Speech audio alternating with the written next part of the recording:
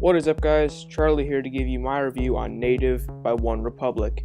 Now, I'm sorry about our format, it's just going to be stills with me talking and some background music for now. I was trying to do it where we could have music videos and music, but there are a lot of copyright issues. However, once we get a Creative Commons license, we'll definitely be able to put out some music and some more visual aid, but for now, I'm just going to have to do it like a podcast. So sorry about that, but let's dive in to my review of Native by OneRepublic. I was initially very nervous for this album, and that really rests on Maroon 5's shoulders. Last year, they released Overexposed, which was received fairly poorly by critics and fans alike because it was a departure from their normal sound, and really, it was radio-friendly pop, and their old music was more sad and soulful, and it was a lot better. So it seemed like they were kind of selling out to make generic music to make a quick buck. So fans were fairly enraged when OneRepublic announced they would be doing a similar thing and making their sound more friendly and upbeat. However, I still had faith in OneRepublic, even though that faith was only decent. The reason for it not being amazing faith is because the band, in my opinion, was a little bit on the decline. I didn't like Waking Up nearly as much as I liked Dreaming Out Loud. It seemed like they were getting kind of stale and old, and it's probably the main reason for their sound change. And another thing is that they released Feel Again, which is really bad. It was really generic, it didn't sound anything like their old music, which I knew it wouldn't, but it was too much of a departure. So then they decided to scrap that and just make that be a promotional song, and they put out If I Lose Myself, which was, while fairly better than Feel Again, it still wasn't the sound I was looking for from OneRepublic, even though I knew it would be different from their original sound. Now, Ryan Tedder, who is the main singer of OneRepublic, and his production crew are the complete morons and released probably two of the worst songs on the album unintentionally, just thinking they'd be good, or complete geniuses and released these two bad songs so that fans would have an oh shit reaction when they actually heard Native.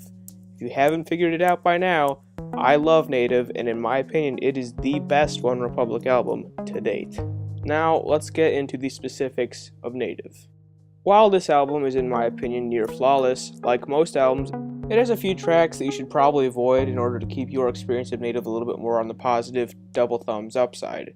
And I would say that those tracks are Burning Bridges, Light It Up, and Something I Need. Out of these three, I dislike Light It Up the most. Ryan Tedder went on auto-tune overkill on this song, and it's just terrible. It's really bad. It doesn't sound anything like the other music on the album, and it doesn't really bring it down necessarily because there's much more good than bad, but it's really out of place. Burning Bridges isn't terrible. I could actually see other people liking it, but I just found it generic.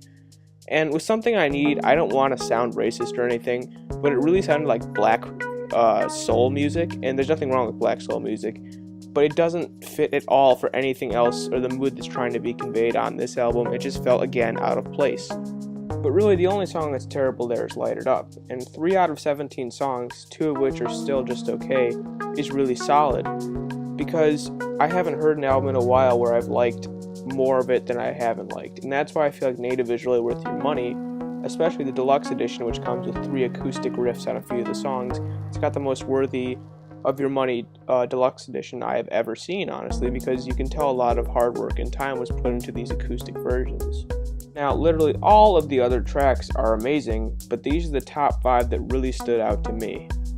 Can't Stop, Au Revoir, Life in Color, Deep Down, and Preacher.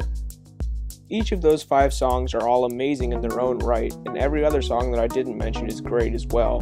Those are the 5 that just stuck out to me the most. And honestly, the reason I like this album so much is because besides Light It Up, there's not one awful song. Everything is at least decent. And that is why I am going to be giving Native a perfect 5 out of 5 stars. I really can't recommend this album enough, regardless of if you're a OneRepublic fan or not. It's truly fantastic despite Light It Up, and you absolutely have to get it any way you can.